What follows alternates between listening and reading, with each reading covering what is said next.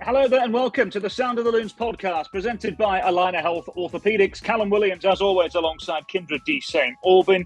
Very special podcast for you today, because what we're going to do is we're going to recap the roster movement so far for Minnesota United in the first segment.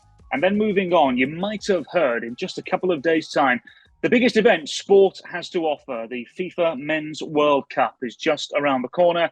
And to help Kyndra and I preview the World Cup, we're joined by two very experienced footballing heads. Manny Lagos of Minnesota United, alongside their head coach, Adrian Heath. Guys, thanks so much for joining. How are we? It's been a while. I'm good. I'm all good, Cal. Excited for the World Cup and resting up, shall we say. Looking forward to what's coming. Yeah, I'm good. I would be a little bit more kind of in the calm before the storm, because it's such a weird year where it's after our season, in the middle of the European season. I don't think it's quite hit me yet that there's a World Cup in 5 days. And the fact that it's in Qatar doesn't help. Yeah, it's literally just hit me today. I'm starting to get excited now. I'm getting texts from a few people, as I'm sure we all are. It's really starting to hit me. Ecuador against Qatar is the opening game on Sunday. Kyndra, how are things with you? How was MLS Cup? It looked like it was crazy. It was crazy. And it was nice to start out with the Eastern Conference final first, because it kind of got me ready for what was going to be the final, regardless of where it was going to be. But yeah, it was nuts. It was crazy. It was probably more than anybody could have imagined it would be. And I heard all sorts of stories about, even the production truck talking about, they already had the whole script written for the post-game show with Philadelphia winning and who was going to be man of the match. And then all of a sudden they have to, it's just like a writer. You got to rewrite everything. It was nuts. And then for Gareth Bale to come on and finish in that moment, it was just like, you couldn't have written it up any crazier, based on our conversations with like Steve Cherundolo saying he was healthy, ready, fully fit, could play, no problems, doesn't have any issues. They just weren't playing him, but he's still capable of a moment of brilliance. And that's exactly what he did. So now I'm ready for the World Cup. Seen all the commercials. Hey, Kyndra, I don't think any British person who's obviously watched Gareth Bale sort of grow, if you like, and seen what he's done with Real Madrid, the minute he come on the field, I'm in this tiny little room in France, I think I am, or Belgium, watching a game. And now all of a sudden we've got like 6 or 7 waiters behind us. And I think Harrison said to me, it's made for Bale. It's what he does. He comes on and scores a goal. And it was incredible. The finale, the box office, but that's been Gareth Bale's career. He's done it with Real Madrid. He does it with Wales all the time. And, it didn't surprise me, I've got to say. I thought even it surprised me just because he had been so irrelevant for so many months. So credit to Adrian there, where I got a little bit like, he hasn't been playing. There's no way. And then not only the goal, but the way he scored it in terms of just what he is. He's an athletic machine. And he, got ahead of Elliott, who was 6'5" as well, and just incredible leap. Yeah, great finish. Yeah, it was a great final, and you did really well, Kyndra. So congratulations. Yeah. Thank you. I appreciate it. It was fun to be there, and like we said, it's watch out, England and USA with Wales in the group. Yeah. Bale might have a moment of brilliance. Yeah, absolutely. And we'll get to that a little bit later on. Before we move on, by the way, Kay, I believe you owe me a rather frothy coffee after our sort of little off-record bets. You said Philly, I said LAFC, so I look forward to that next time I see you. All right, we're getting off track. Let's focus on Minnesota United then, shall we? It was released just a couple of days ago, the list for players that weren't retained, and we'll move on to pastures new. So let me ask you about a couple of these players then, Adrian, and why it was that you felt it was necessary to move on. Let's start with this group, shall we? Tyler Miller, Ja'Cory Hayes, Nico Hansen. These are all first-team MLS players, Adrian. So what went behind the decision to remove them from the roster? Well, we're still in negotiations with Tyler. We would like to bring him back. I think everybody's been aware that for the last 3 years, the salary cap has not changed. In that time, players' contracts do change, and they get rises, and their money goes up. And I think it's one of them occasions where I looked yesterday at all the people who have been released, and there was some of them where you raise your eyebrows, you go, I'm surprised at that. and talking to most of the coaches and the people who are connected with all the other clubs, a lot of them is not because of the player's ability, not because that you don't like him. It's just because that the numbers that these players are going on the following season just makes it really impossible to you to keep everybody in the cap. And a few of our decisions have been made on purely and simply on the fact that we can't fit everybody in on the numbers that they're going to be sort of that is in their contracts for the following year. You know, that I say every year, Cal, when people leave the club, it's never a personal decision. You know, I can cope with players, whether obviously you get a bit more of a relationship with one player than the other, but these are never decisions that are made purely and simply because you don't like a player. 9 times out of 10, it's because of the financials, and you're trying to fit everything in. If we could bring Tyler back on less money and give him more years, then we would do that in a heartbeat. But at the moment, he's going to, quite rightly, he's going to put himself out there and see what's out there for him. And the same with a lot of the other guys. Romain Martinet has been, we love Romain at this football club. He became an all-league player, playing in the All-Star game with us. But he hasn't played for a year, and we're trying to negotiate with Romain to get him on a number that would be happy for everybody. But at this moment, we can't do that. So it's a difficult situation. It's never easy, Cal, but we do it ultimately with the aim of making sure it's right for the club. When you look specifically at a player like Tyler, and you're talking about different moves in salary cap and looking at other players that teams have released, or now teams that might be free agents, some of the names that are out there. When you see a player like Tyler, who is a starting, caliber goalie, but now you have a young player like Dane St. Clair, who's clearly moved up the ranks, showed himself well now with Canadian national team. How do you balance that? Even just, you want competition in your squad, but sort of the mental, emotional piece of it. Well, I think you look at the positive. For a couple of years, we had 2 great goalies that pushed each other and helped the team do really well and helped make us make the playoffs 2 years in a row.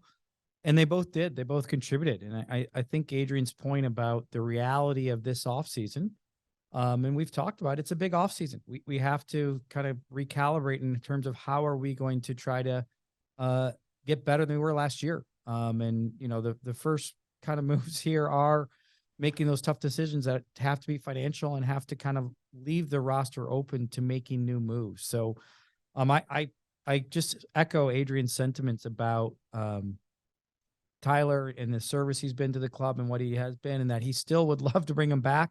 But the reality of the current scenario is untenable for us to now really try to build out the rest of the roster, be competitive. So ultimately, great player, great kid who really contributed a lot. And, there is some glimmer of hope that he might be able to come back, but ultimately it's a big offseason, which is why we're on the podcast and we're trying to get the roster better. I think it's strange because I probably, one of the questions I got asked the most since I've been at this football club is, why did you let Christian Ramirez leave? And it was exactly the same. Christian was the guy who had more interest for other teams within the league than any of their players. But on the back of that, we bought Ikapara in, we bought Ozzy Alonso in, and we so you have to give and take sometimes. And it's not always about the ability of the player, or do you like this guy or don't like this guy? Sometimes it's about, well, what can we do which is beneficial for everybody? And sometimes, people get disappointed along the way with that. So what about a couple of players at the other end of the roster, arguably? And Manny, I'll start with you here, particularly given the significant minutes that these players played for MNUFC 2, the likes of Justin McMaster, Nabilai Kibanguchi, and Abu Dunladi. Why was the decision made to release them from the contracts? Well, again, I think this is more of a club thing where we really have to be smart about how we're building out the back of our roster. Ultimately, I think the staff has done a great job of making sure that we're competitive every year. I think it's a massive offseason where we have to get better. And it's not just about getting starters better. And it's not just about the base of players who have the bulk of minutes.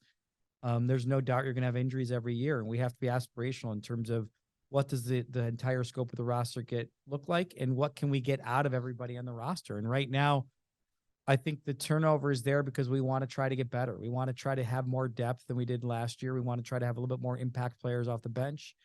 And ultimately, that's similar to Tyler, becomes tough decisions where you're investing some time in these guys and it's just not quite hitting, and I think the second team is an example of us sometimes getting more look at guys and probably quicker coming to that realization that they maybe not the right fit for us here. And by the way, Adrian does a good job of saying it.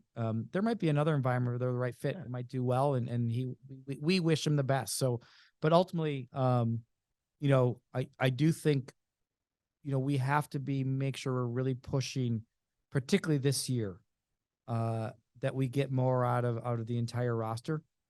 Because it probably would be arguably one of the areas that we fell a little bit short, was just having enough depth to really push through impact players. Yeah, impact players. The adverse moments of the season when we had some injuries and we just didn't quite have it all there. We got to find some more depth.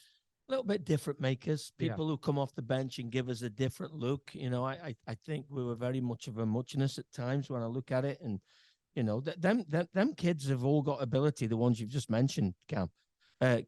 And I just think that it's an area of the club that we started to invest in last year, the second team. We think we're going to be stronger and better in that area next year, and we're looking at certain types of players.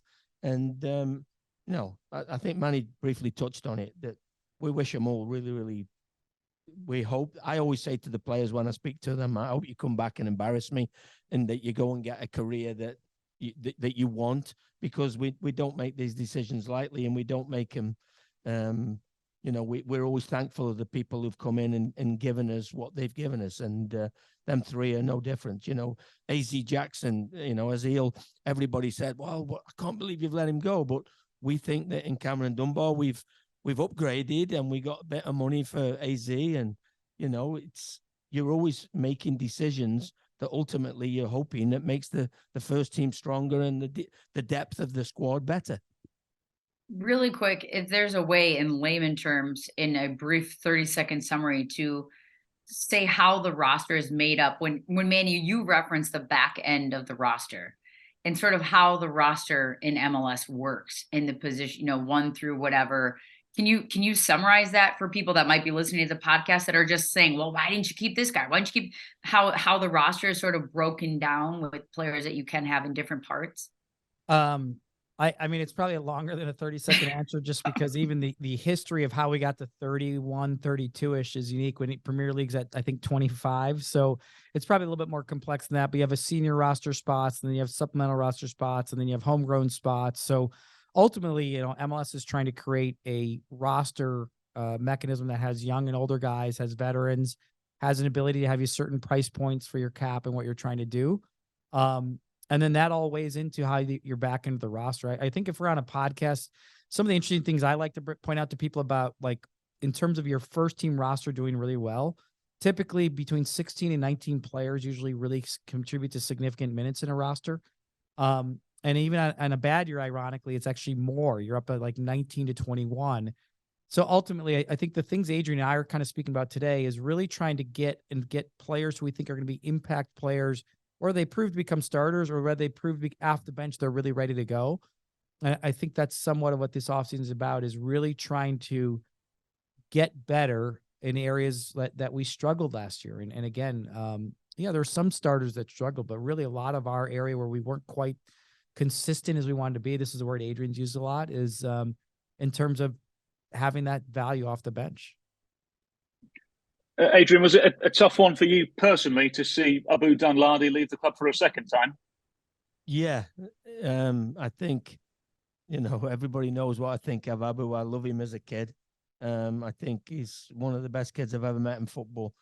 And, he's got a great story coming from Africa, etc. But I think that Abu is at a real crossroads now. And, we had a really lengthy discussion when he left. He's got to start to regain some confidence in himself and his body, and if he does, he has a chance. I always refer to the fact that when he was the number 1 pick, we could have traded that pick for virtually every team in the MLS, and they would have all taken Abu Dunladi, because that's how highly he was thought of coming out of college. And it's not quite worked for him. I hope the second time round it would have worked, and it's not worked the way that he thought, certainly the way I thought it would have done. And no, it's the kid's at a crossroads. He, as I say, he has to start to get a belief in himself and in his body to give himself a chance to be what he can be. But I hope it happens for him, because I love the kid.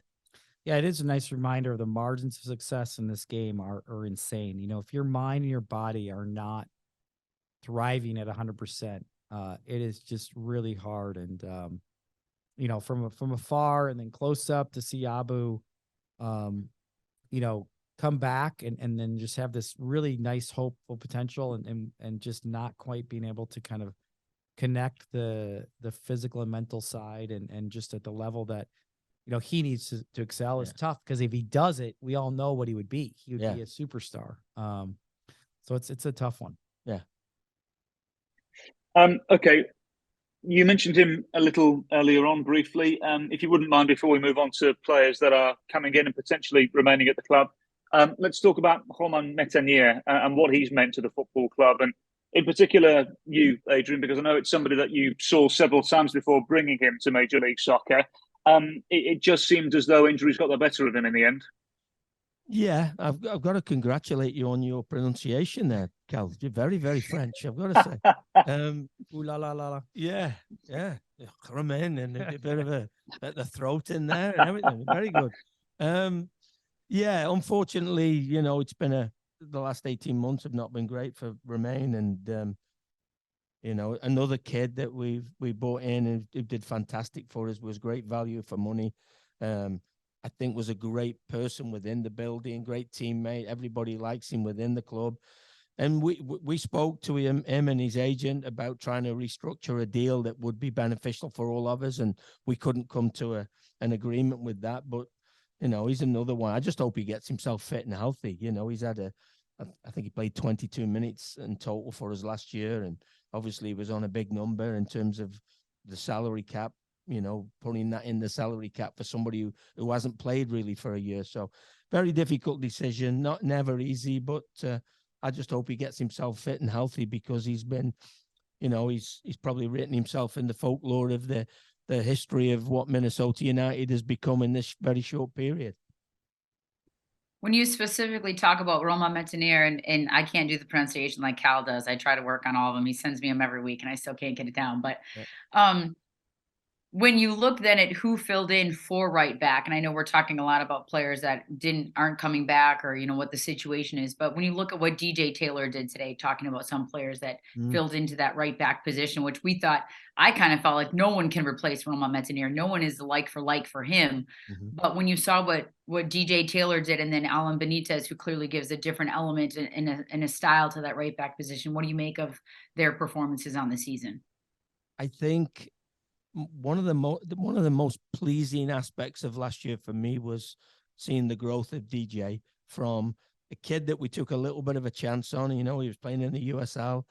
He's on league minimum. He comes in and he eventually, he beat Alan Benitez out of the position. This is a guy who's played national football for Paraguay. And I think that speaks volumes. It's something that was a reminder for us that there are players in the USL.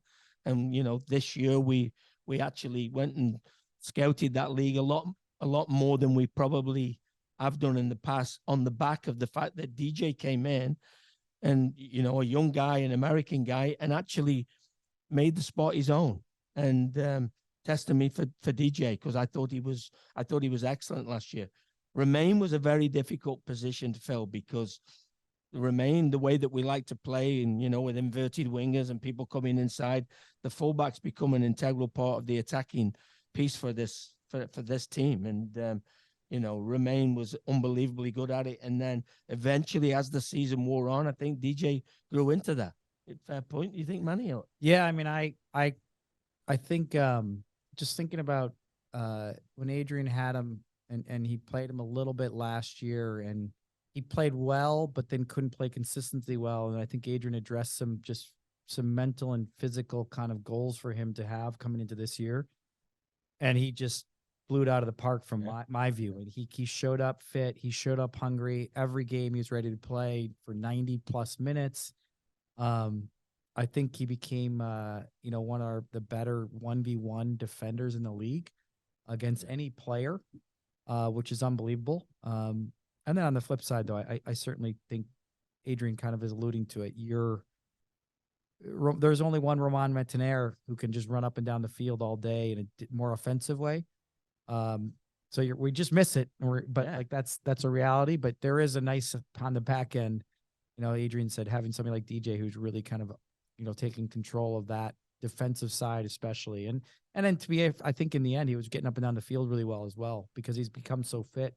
Roman's been a pretty good mentor for him. Yeah, and he, as I say, the final third of the field for these attacking fullbacks is very, very important. And I think DJ started to actually have an input. He had a couple of goals. He had some really good crosses that got us goals in the end. So, no, he had a really good year, and he has to build on that now. Talking of goals, the player that scored the last goal of the regular season for Minnesota United was Jonathan Gonzalez, on loan from Monterrey. What's the situation there, Adrian? Jonathan is a player that obviously came in, was a great acquisition because not only on the field, off the field, obviously bilingual. He's, obviously everybody knows he's Mexican background, but he speaks perfect both languages. So he was in a really integral part of the dressing room. We would like to bring him back. The issue is he's playing for one of the biggest clubs in South America. He's playing for Monterrey. He's extremely well paid down there. They want good money for him. He has a year left on his contract. If we could bring him back on favorable terms, we would do it. The problem is that them favorable terms are not there at this moment in time. So it's been an ongoing dialogue, but at this moment, it's not looking particularly good in terms of bringing him back. Okay, well, let's focus on players that will be coming back, and in particular new faces as well, momentarily. Josef Rosales, to my understanding, Adrian, it's a done deal to bring him back to the club on a permanent basis. What can you tell us about that particular acquisition?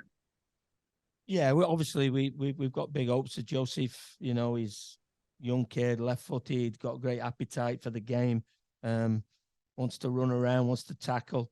We still think the best years are ahead of him. He's still developing into where we don't really know where his best position is yet. But no, we've got a deal in place that we are hopefully we are trying at this moment in time to sort of activate all the clauses. And Josef will be back with us next year, which is something that we were really keen on doing. You mentioned it there. I just want to build on that a little bit, what his best position is. And last year there was an overload in the center midfield position and the holding mid position, especially when Robin slid in there. So is that part of the intrigue of him, that he has some flexibility? And now you're losing a couple of the center midfielders in Ja'Cory Hayes, and we could go on a couple others, but is that sort of the intrigue of him, is that there's depth in the ability for him to play multiple positions? I think the intrigue is more that he's doesn't need to do everything right away, that we have this young up and coming kid. You've got older experienced veterans like Will Trapp and even Lode now who play in the midfield. And you've got a middle veteran in like Arriaga now who's tough. And you've got a young guy who can play a lot of roles for the team and for Adrian, in that, we're not talking about him and having to be a starter right away. We're talking about a young kid who's got a lot of potential. And I think the value is more about, and a little bit about Jonathan too, that this part of the field is very much, have a good mixture of younger and older players and potential and guys that should step in. So ultimately, I think he's in a great spot, because if he's part of the conversation of these other players who are kind of like, starters, that means Josef is on a good path to maybe being a starter someday. So for me, it's not necessarily about him having to be plug and played around. I think he's part of what we think is a strength of the team for next year, which is the center midfield spots. I think also as well that ties into the fact that you make them decisions with the likes of Ja'Cory Hayes, where you can go, okay, it's as great as Ja'Cory's been for us and a great kid as he is, we can make that decision knowing that over the last year, 18 months, Josie Frazales has grown into the position where you go, we're going to play him, and it's not a problem. So, no, we'll bring Joseph back, and as Manny just alluded to there, we're trying to get him on this path now of developing, because he's playing for the Honduran national team, and we think there's a lot more there to come. He's got a nice bite about him, Adrian always says, and it's true. Like, you guys, maybe not in games too. Like, he has an anger in him. He'll kick anybody. I don't care if you're a superstar or if you're just he'll do that. So, you guys just threw me for a loop too, because it's another player that's leaving the club that I think has put a lot on and off the field and is a great person and has done so much for the community. Ja'Cory Hayes, I think, does deserve a shout out. He's been a great club member. I mean, and just great ambassador, great leader in terms of just every day bringing a smile and just, there's so many elements that we do these shows and we forget, because we're so into kind of thinking about what's going to happen and how we have to get better, that you guys even remind us. Ja'Cory, a huge shout out for what he's done for the club on and off the field. At times, Manny, as well, you forget that the part of, we're all preoccupied with the game on a Saturday, but you forget what these people bring day in, day out to the club. And obviously people don't see it on the outside, but we do. And that makes the decision even that much more difficult when you have to go, listen, we're not going to pick your option up. I feel worse than I know they do. Like Ja'Cory was, okay, great, and thank you for everything. I'll move on and get on with my career. Like, I've not slept for 2 nights because I've got to tell him that the next day that we're not picking his option up. And it's, so it's, as I say, it's not easy when these players come in and do what they've done. But as Manny said, that Ja'Cory Hayes is an incredible young man. And a credit to his family and everybody. Really, really does. Gets the most out of every inch of how he works and what he does. And then a fun fact, he's one of my favorite players that tucks his shirt in every single game. So he's absolutely a super tucker. Shorts up really high. I actually did say to him last year, what size chest are them shorts that you've got on? Hey, just be happy that he can still tuck, because there's going to be a point in his life where he doesn't tuck anymore, and that's usually a sign. Like you see, no offense to like a Bruce Arena on the sideline or anything, but you're not tucking your shirt anymore. I'm not going there again. I know you weren't going to, but I will. Ja'Cory, a top human being as well. He'll be picked up, surely. If I'm St. Louis, I'm all over somebody like him for sure. And we wish Ja'Cory Hayes the best for sure. You mentioned earlier on, Adrian, about you were looking at USL Championship level after the success of DJ Taylor. I'm assuming that's where the signing of Cameron Dunbar has come. He was playing with LA Galaxy 2 last year, 12 goals in USL Championship. And this is a player you're really confident can contribute next season. Yeah, and we have, we have people within LA Galaxy who we have good relationships with, and when it became apparent that he may become available, it was something that I know, looking from the outside, you never quite know, Cal, what players are like and what kids are like when you see them until you work with them. But we made a lot of inquiries about him, and the same thing came back all the time. A little bit surprised that the Galaxy would listen to offers for him. A little bit surprised that he might become available. He's playing in the highest level outside of MLS that you can play in America. Scored 12 goals. He's a young kid. He's played 18 games for one of the marquee clubs within the league, and for us, it was a no-brainer. I know that, from listening to people and from looking at some of the mail that I've had, 1 or 2 people were surprised that Ezeal Jackson was allowed to leave, but we just felt that 1 in, 1 out, and we feel as though, that for us it was the right deal. And I have big hopes for the kid. I think he's going to be a player who could. I think Manny alluded to it a little bit earlier about having people on the bench that can give us a different look when they come on the field. And this kid's one of them. He's a bit of an old-fashioned kid. He's a dribbler. He can get the ball one-on-one and go by people. So, we feel as though with his age and what he's done so far, it's been a really good pickup for us.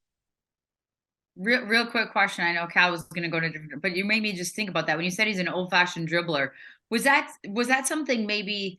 Is that missing, like someone who can break the lines with pace, with the ball on their foot. I mean, Ray is phenomenal with the ball at his feet. Robin's got a different style, but somebody who's not just like running behind the lines like a mender, but somebody who can actually break the lines with the ball at their foot, kind of a thing. I don't think it's even with us, Kyndra. I think in the game, the worldwide game, with the advent of Barcelona playing tiki-taka football, everybody passes the ball really, really quickly.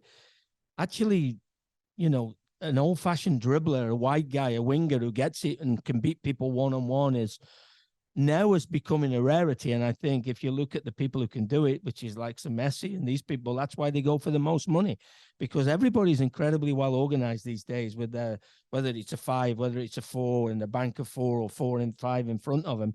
It's difficult. So when you get people who can actually pick up the ball and beat people one-on-one, I think they are going to be difference makers. And I think, and even in the World Cup, I know we're going to get onto the World Cup, but the guys that we will invariably talk about are the guys who can make things happen. And when that ball's at the feet, they can beat people and they can make things happen. And I think, you look at the US with Pulisic, etc. These players make a difference. And this kid's a little bit different than what we've had. Before we go to break, then, there were a couple of images that surfaced on social media over the course of the last couple of weeks. And it seemed to identify, Adrian, that you were out scouting in Europe. You've already mentioned you were in France, and there were various other countries that you were out scouting in.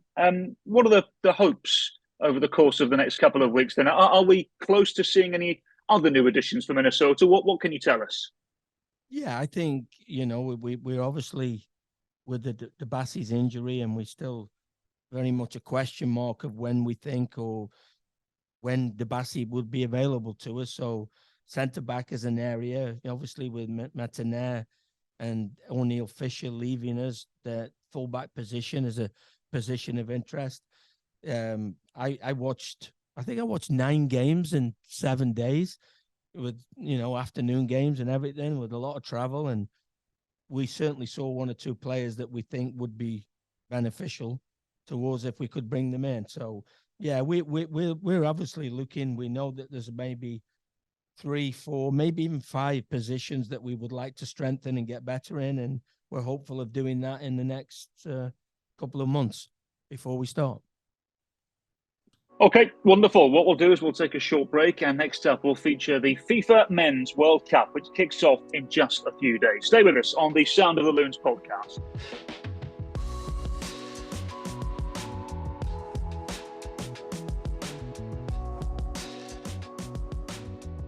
When injury takes you out of the game, it's time for your team to step up. At Adelaide Health Orthopedics, you'll get expert care backed by a whole health system of providers. With convenient locations, virtual options, and an app that gives you 24/7 access to your records, test results, and care team, you're always close to the care that you need. Schedule now at AdelineHealth.org/ortho.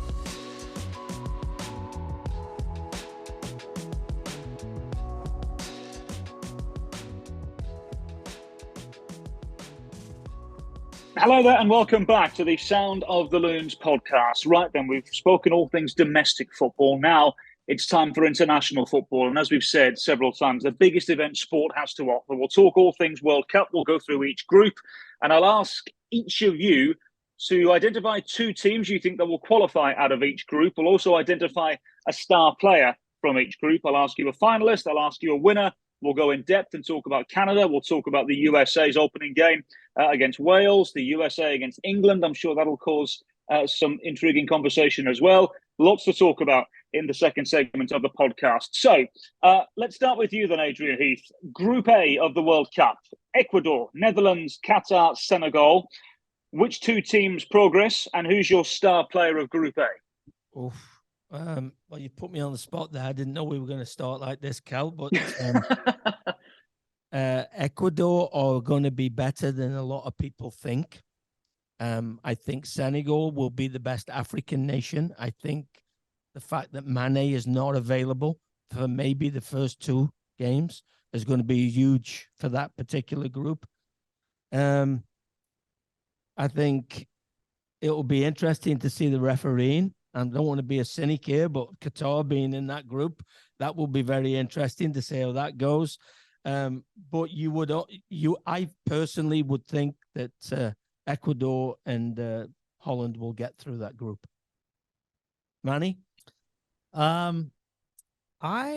I just think the hosts, they came here and played a little bit. We got to see a couple games here. Manny, they can't beat Ecuador. They can't beat Holland, and they're not going to beat Senegal. The levels is not as great as a CONCACAF, but I have a sneaky feeling that they're going to surprise some people. I think I've got Qatar and Netherlands going through. Qatar are beating Ecuador and Senegal. Yeah. That's what you were saying. Or they're going to get a couple ties, and a win. Yeah. Yeah. I went down the referee route because that's their best chance. But no, it'll be interesting. But the Dutch always bring players, don't they? Whatever we think, and they brought one or two young players through. But I think that Ecuador, you look at the kids who are playing for Brighton, the left back, and Caicedo in midfield, and it's an area of the world that we have scouted quite extensively, and there are a lot of really good players there. I think Ecuador and Holland will get out to that group, and I think Ecuador might be a surprise if they get it all together. Okay, Kyndra? I'm going Ecuador and Netherlands. I'm same. I just feel like Qatar, I'd love to play the emotional favorite there with the home country, but it doesn't happen very often. And I just don't think this is going to be the tournament for them. So that's what I'm going to go the same. What are you thinking? He always tries to get out of having an opinion. He's not getting out of it. Okay, here we go. Trying my best, but no, I'm going to go Netherlands and Senegal go through. And can I just point out, I'm making a record of this, so when you're all wrong, you can buy me a cup of coffee. Also, the one thing that I want to get to your opinions on, who do we think is going to potentially be the star player in that group? So for me, Corey Gakpo from PSV Eindhoven has scored a bucket load of goals in domestic football over the last 18 months or so. He's 23. I think this is going to be a really good group stage for him. Adrian, where do you go with regards to that?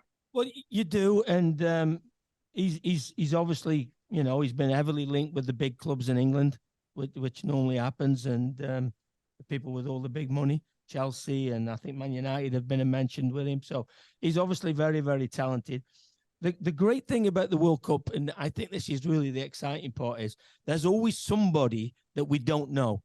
And, is there somebody at Senegal that we're not really aware of who's going to break out and come and be the star of the show? So I think that I look at Ecuador. They're so young, they're so athletic, they're so physically powerful. I just can't see them not getting out of the group, Cal. I really can't. So, yeah, Manny's gone for Qatar, which is, by the way, if that comes off, fair dues to Manny. Yeah, I like it. That's why I take those picks. But no, I just think between the home, they've had a lot of Brazilian players who've kind of got citizenship there. So they've cheated, basically. That's what you're saying, Manny. Yeah. Technically, they've gotten citizenship, and I think they're. I think who's the number 10 who's pretty creative. Yeah, I know. He's got the big hair. I can't remember his name. Yeah, I know you mean. I really like him, but I still think the star player is going to come from the Netherlands, and it could be a young guy like you said, Cal. But I think either Depay or Van Dijk will be the keys for them. You're right. The young players will add to it, but I think those two are probably the keys for me in that group. Okay, Kay, is there any particular player you think we should be looking at in Group A? Nope.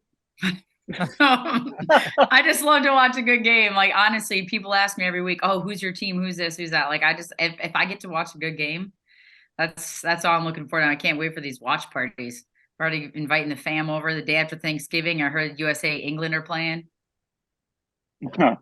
Yeah, well, so what we're going to do is we're going to leave Group F and B until last. We'll save the best till last, shall we?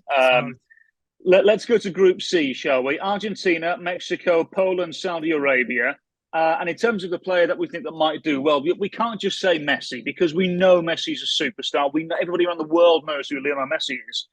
So for me, Julian Alvarez, I think, is going to have a tournament to remember, particularly in this group stage. He scored bucket loads of goals for River Plate. He's now doing it for Manchester City. No Erling Haaland to get in the way. Norway, obviously, not in the tournament. I've got Argentina, and I've actually got Poland going through. Gaffer, where do you go with this one?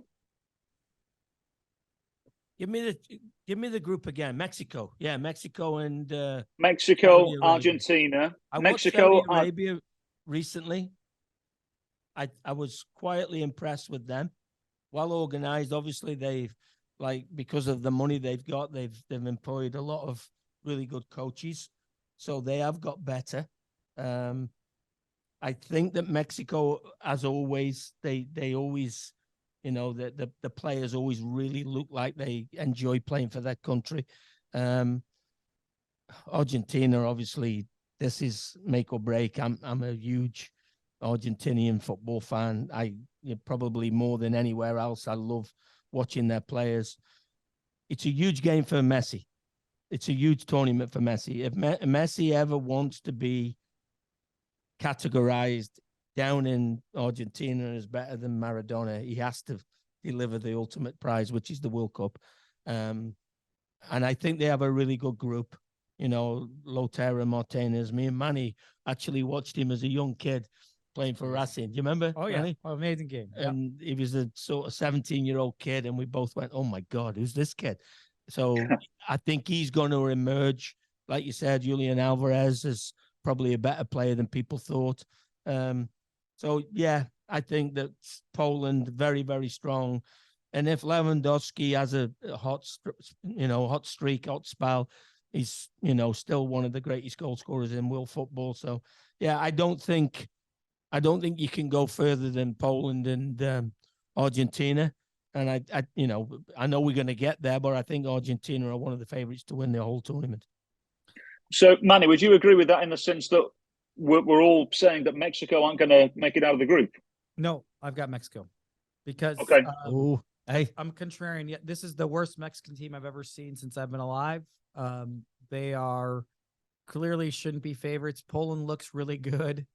Obviously Argentina looks the best. So I think two things. I'm going to pick Mexico just because I love the drama. I think it's must-see TV. If you're a fan of soccer in this country, you know how much it means to the Mexicans. You know how much we're growing the sport in this country. And I just think the desperation is going to get them through. I don't know how. I think they're going to just fight and scrape and figure out a way. And then, Cal, I'm just going to disagree with you. There is no, Adrian just said it best. I love, the star players besides Messi, but this group is all about Messi. This tournament is about his legacy. So the star player has to be Messi. And Adrian's right. I mean, if he wants to be considered the greatest of all time, arguably, he needs to win this. I mean, for a lot of people, for him to do it. And he certainly maybe is the best talented, but not winning the World Cup, not carrying a team. Yeah. It's really strange, Manny, because we've been down there. Yeah. If you go down to Argentina, invariably the comment comes, Maradona, is it Messi? And the conversation starts. And for the people down there, he has to win. He has to deliver the World Cup. Yeah. It's not enough to win the Copa America or whatever it is. He has to deliver the World Cup to even be considered to be the heir apparent to Maradona. Yeah. So, and they have the best team to do it. I mean, I really like their goalie too. Sneakily is to me one of the better goalies. His moxie in goal is really kind of, I think has given them a good identity. Every player they have plays for the biggest clubs in the world. Martinez has had a great fall. He's played really well. Yeah. They're going to be one of the favorites for sure. They will certainly get out of this group, and I just think that Poland will be stronger than Mexico, and they will get out as well.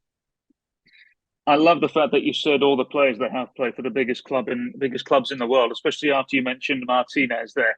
Obviously playing for Aston Villa. I know he was talking about field players. He's talking about field players, not goalies.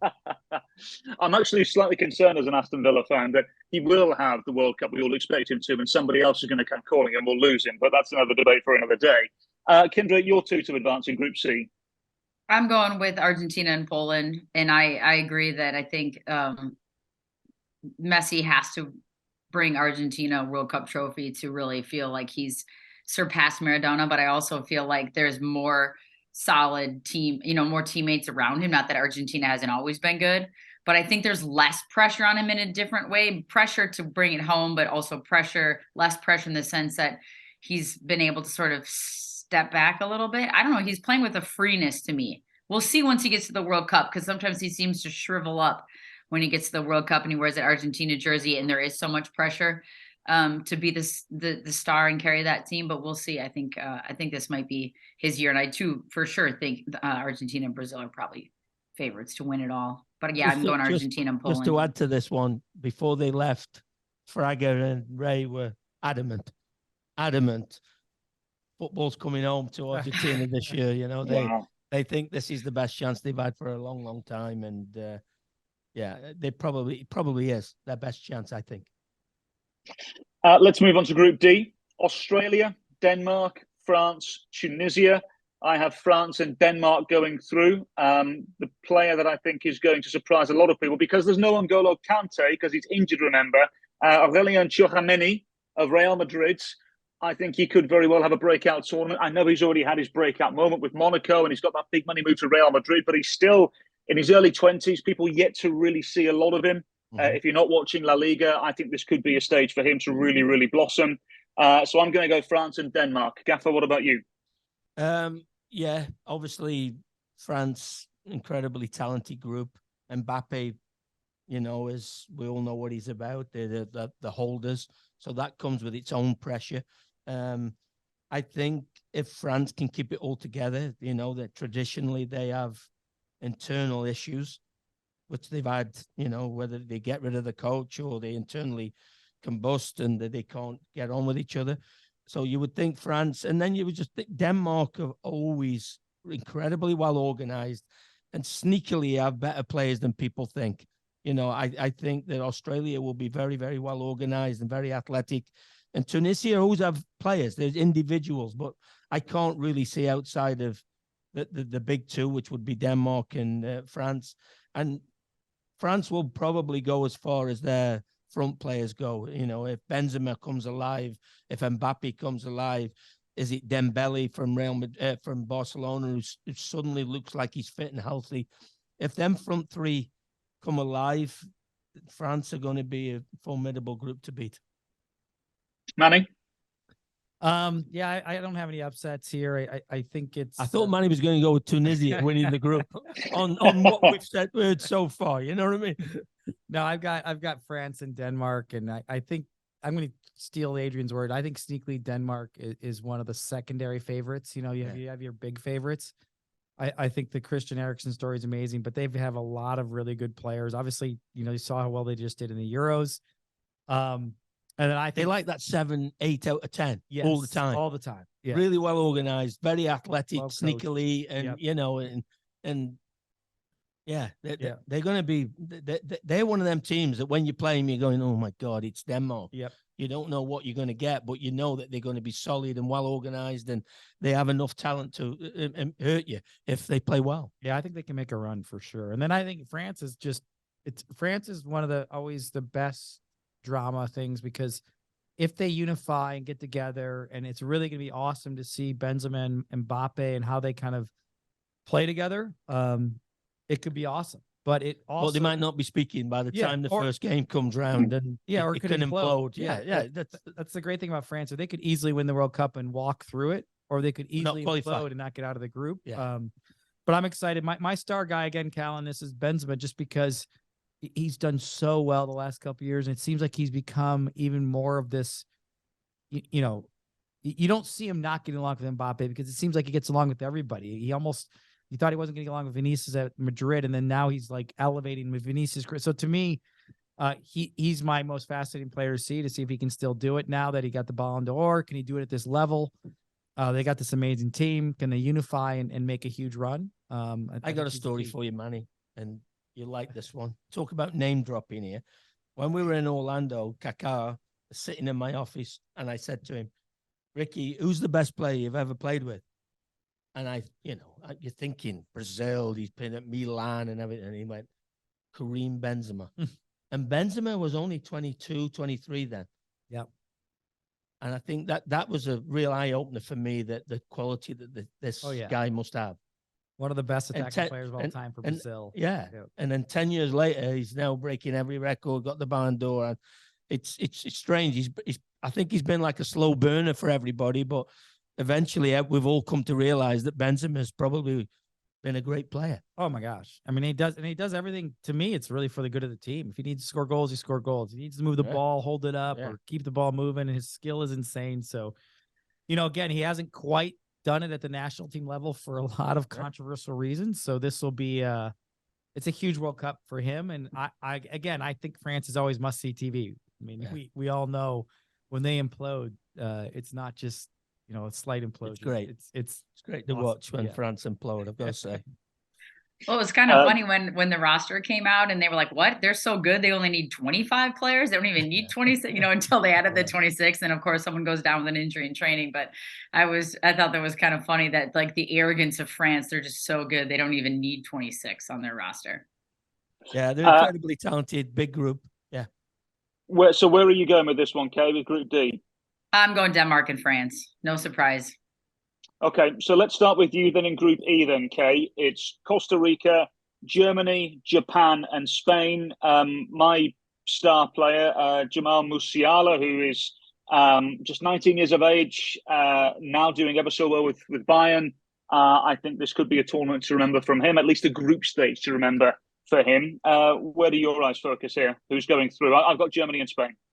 Same, Germany and Spain. I just think from a powerhouse standpoint, I mean, I know Japan and Costa Rica. I don't know. Is our good friend Francisco Calvo on the Costa Rican roster, or did he not make it this year? No, he made it. He made it. So, there'll be a little bite to Costa Rica, but I'm going with Germany and Spain. Those are my picks to go through. Okay, Manny? Yeah, it's Germany and Spain. Yeah, I mean, it's the traditionals. I'm not sure if I should just so quickly say that without mentioning Japan, just because of what they did to the U.S. And I think they're like Denmark, sneakily really, really good. I just have trouble going against those two big powerhouses this time. I think though, if there's ever a vulnerability for both those countries, they are transitioning some of their younger players in now, so they might not be ready to kind of really compete at the World Cup the way they usually do. And so I really want to give Japan a great shout and give them credit. But at the end of the day, I think I have to go with Germany and Spain. And from a star player standpoint, oh, man. I mean, again, Cal, you're going with all these young guys. I'm going with like the veterans that need to do well. I think Goretzka has to do really well for Germany to really do well. He's just got to be all over the field, all over the place, and kind of dominate. But that'd probably be my star player. So, did Adrian? No. So, Cal, have you got the fixtures in front of you? Who did Japan play first?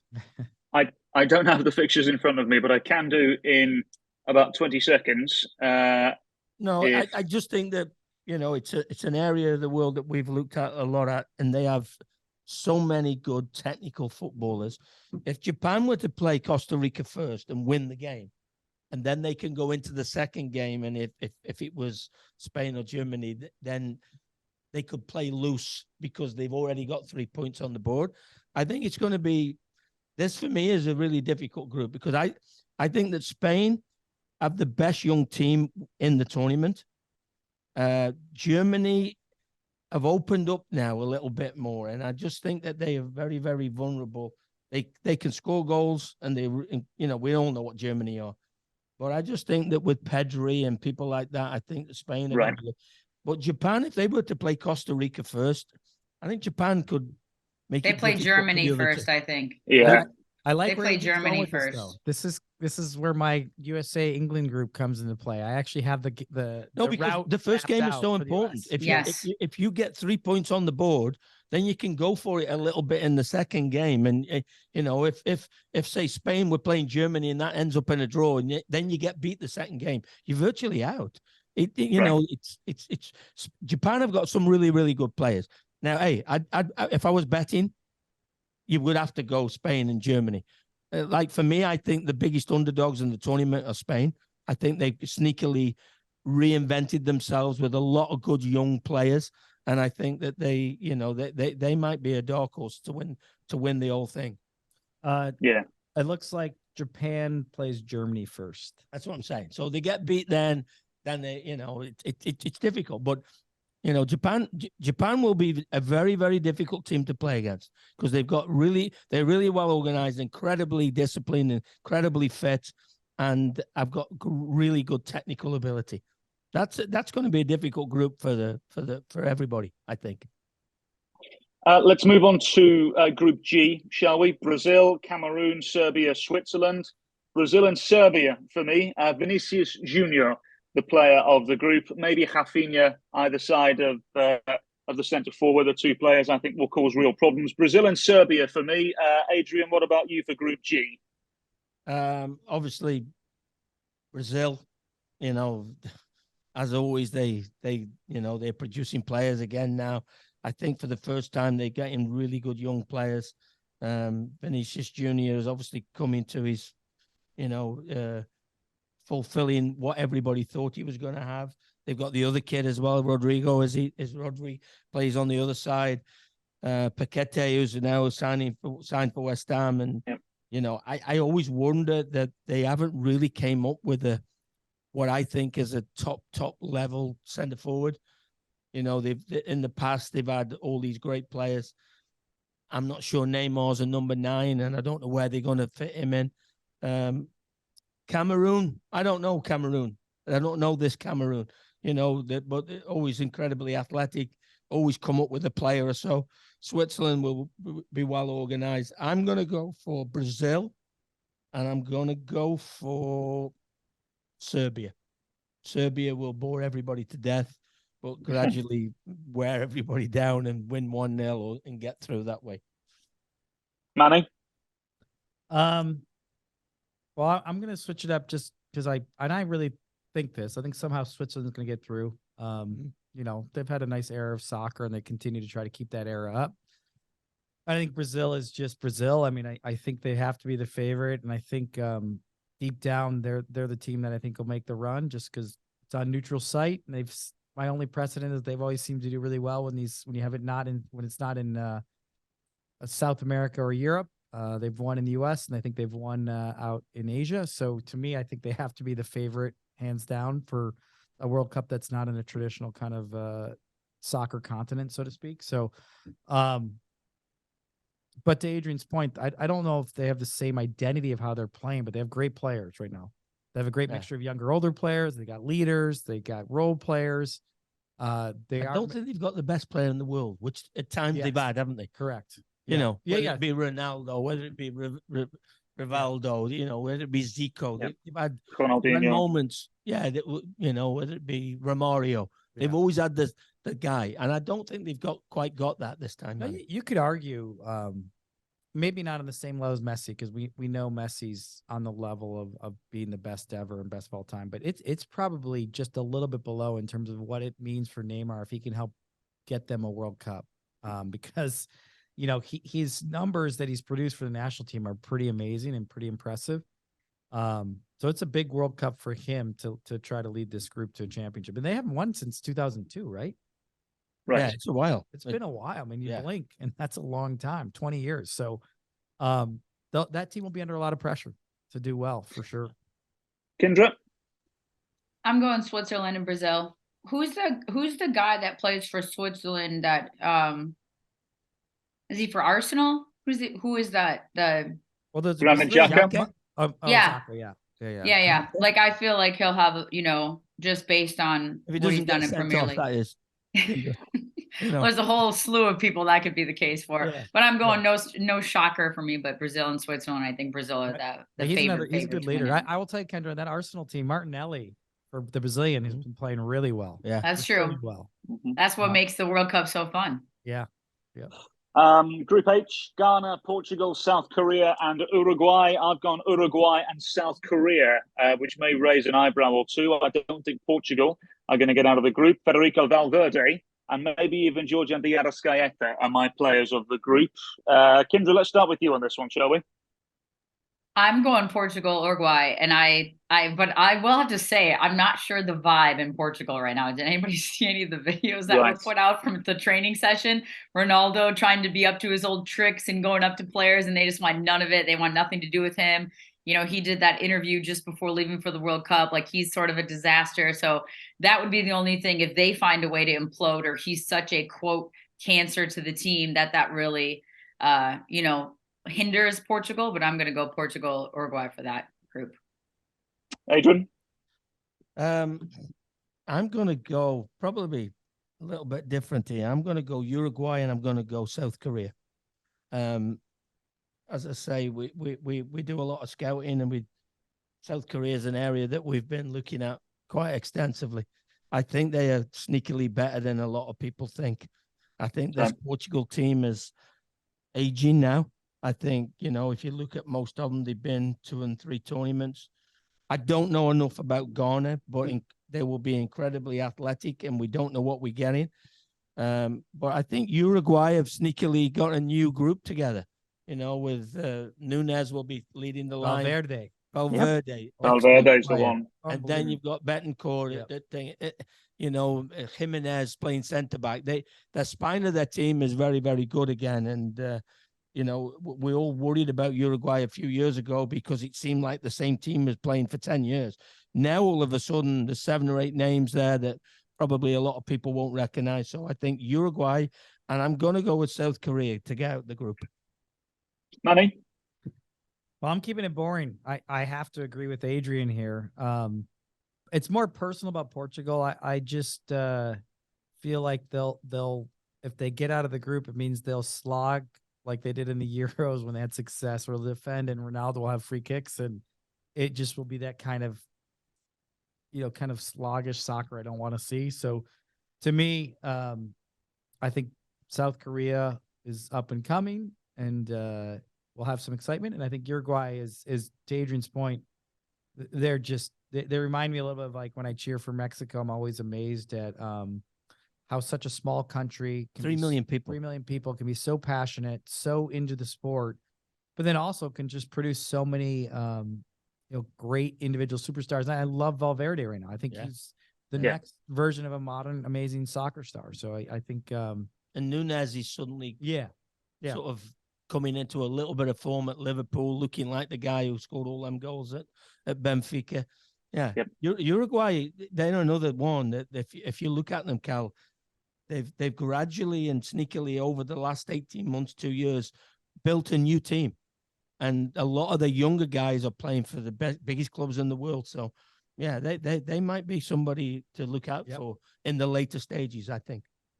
Got them finishing top of Group H. And I agree. I think Valverde is a player that is one to watch over the course of the next couple of years. He's been sensational with Real Madrid. Okay, let's get to Group F before we go to the dreaded Group B, shall we? Group F is Belgium, Canada, Croatia, Morocco. Star player I've got is Kevin De Bruyne. I don't think there's much debate there. Before we get into who we think is going to advance, I've got Belgium and Croatia. How proud are you both of the fact that one of our own is playing in this group, one of our own in Dane St. Clair with Canada? Yeah, I mean, I'll answer both. I've got Belgium and Canada. I'm proud of I'm proud of this region. I'm proud of that. Obviously, Canada qualifying for the first time since 1986. I think this is a way more balanced team than it was back then. I think they were just kind of happy-go-lucky to be there. I think Canada was the best team in the CONCACAF qualifying this round, and I think Dane has consistently been called in. He's been consistently improving every year, and he certainly has contributed for us here.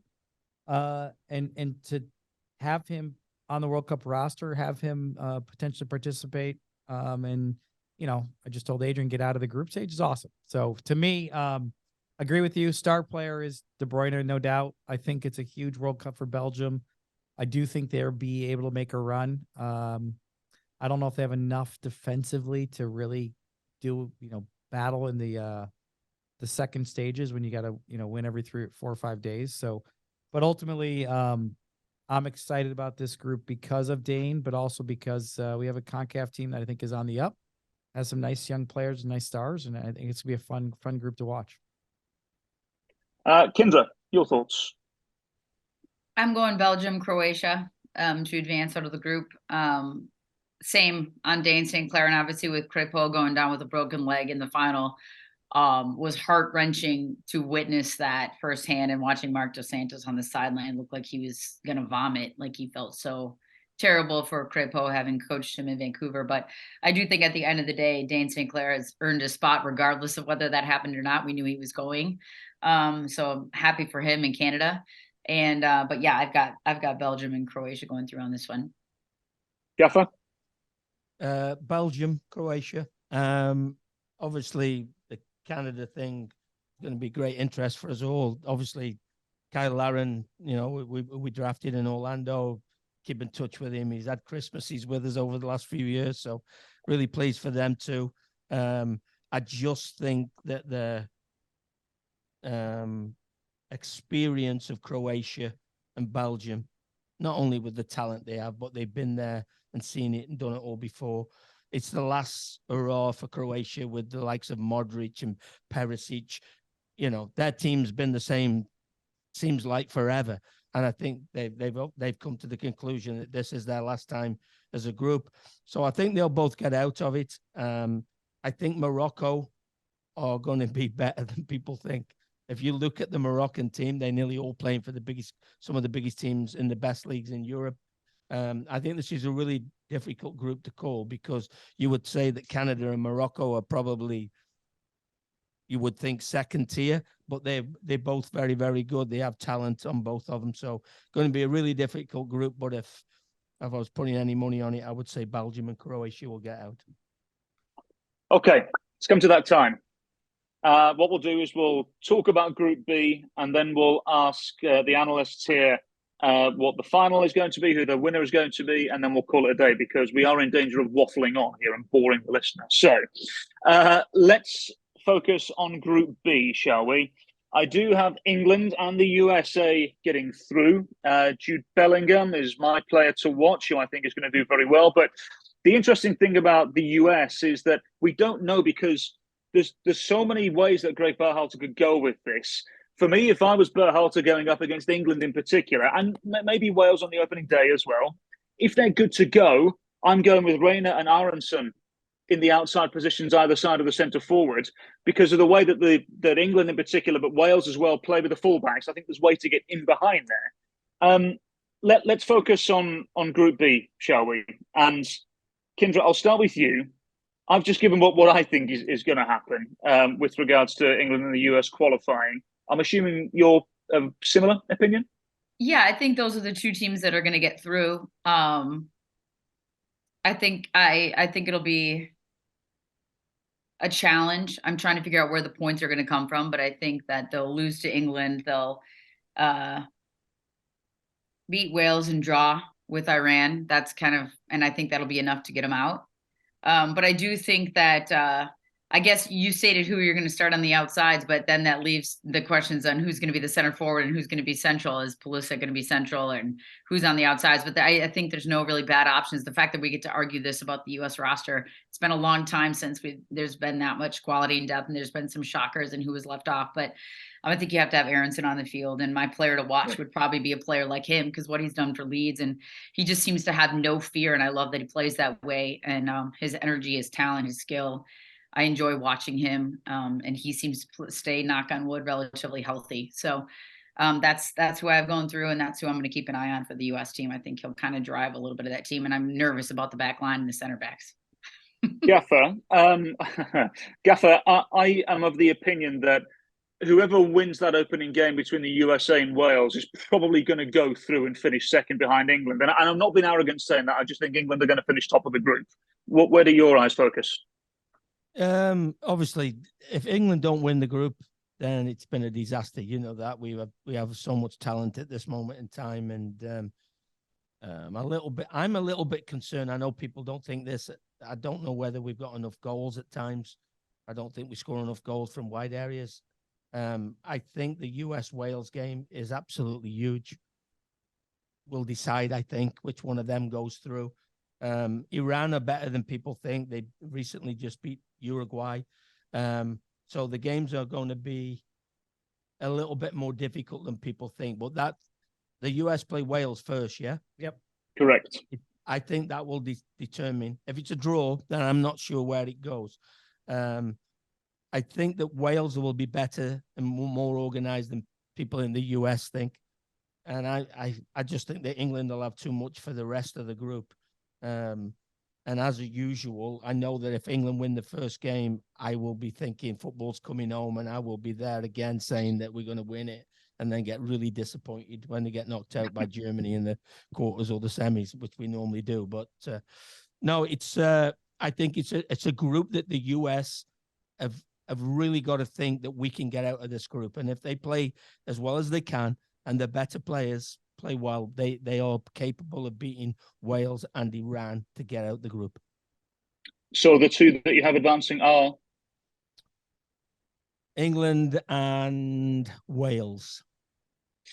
Wow, he went there. He did it. Go on, Manny. I know. I'm gonna get killed again by that, but I just think that Wales are better than people think, Cal. You know, and the people I speak to all the time here about the World Cup, they all think that the US are better than Wales. You just be careful. That Wales, nearly all of their players play in the Premier League, and they're going to be well organized. They're going to be disciplined, and first time in 58 years that they've qualified for the World Cup. I think it's going to be a bit more difficult than people think. Manny? Well, I mean, it hurts me there a little bit that Adrian just says that. I think from the practical side, he's giving probably a good assessment of maybe where the U.S. actually probably is right now in terms of our group, and that we don't really have a lot of stars, even though we have some players playing at big clubs. I don't think we have a lot of high impact current players. We have a high impact potential. So I appreciate his assessment, but I think I told you guys this is all about emotion here, and I think we have to get out of the group. And I think if we don't, it's okay, but we have to learn to get ready for 26. But by learning, I think we have to have people like me kind of be like, I expect us to make a run in this World Cup. I expect this group to become a unit, and I expect them to take the adversity of them playing all over the world and them being young, and that using that to advantage one way or another, which is what Adrian just said. We have to beat Wales, full stop. Yeah. We just have to. We have to step on the field, and we have to put our imprint on the game. We have to have Greg have a great game plan. We have to have the guys in the group be a unit. We have to have them I think take what I think is one of the secret sauces of U.S. soccer, which is our ability to take that U.S. fighting mentality and then hopefully combine it with more quality than we've ever had. And ultimately, I still think we're a little young and naive, so maybe we won't. But I'm going to give us that we will. And so I think we're going to beat Wales. I think we're going to come back down to earth this time against England. I know we got the point, I think, in 2010 in South Africa, which was, kind of really, to me, a lucky one. And I think we're going to. Who's playing center forward for US? It's a tough call. I think he's going to start with Jesus Ferreira, just because he moves pretty well between the lines. Although I didn't think he had a great playoffs, to be honest. Yeah. I think he dipped a little bit. And I think he's just going to. Would you have taken Pepe? I probably would have taken Pepe and Vasquez, to be honest, both of them for different reasons. Pepe, because I think you just got to try to $20 million player, and I think Vasquez is a body type that you want. I tell you, the one kid I'm looking really forward to watching and see if he can come through is the kid at Valencia. Is it Musa? Yeah, Yunus Musa. Yes. Oh my God, I watched him recently play for Valencia against, I think it was Atletico Madrid. Yeah. Man, he was the best player on the field. Yeah, great two-way player, powerful, can turn with the ball. I mean, it's really about him finding his kind of value with Tyler. You got one guy kind of destroys, the other guy can get the ball moving and get it up the field. So kid was huge. And I think he was the one they missed the most in that last cycle in September when he didn't play. I think that he didn't play, and I think it was obvious that they he needed can get him the on ball the halfway in his own half and very quickly be on the penalty area at the other end of the field, and he's sort of ghosted past 2 or 3 people. So I think he will need to play well. But for the US, that game, Manny, is everything. Yeah, it's everything. The opening game. If they were to get 3 points, then they know that maybe another draw even gets them through. Sure. I actually think we're going to beat Iran. So I'm really bullish. I know, I get it. We got 6 points in my mind. I think I've got it mapped out. We win, lose, win. And then ultimately Matt Turning. Again, I don't know where he's going to end up, but I think he's got the potential to have a great tournament. I think he's just at the right time and place in his career. He played just enough games this fall where he did really well. They're all confidence building games. He never played a game where I think he lost. And I think I think he's embracing kind of what the Arsenal kind of vibe was this semester or fall. So I think he's got the potential to really carry us through the group. I think the interesting one as well, Cal, and you'll know this, is that I don't know why, but a year ago, I was really optimistic about England's team. Yeah. And for some reason, I'm not at this moment in time. Whether it be Harry Maguire, we've lost Reece James, we've lost Kyle Walker's injured.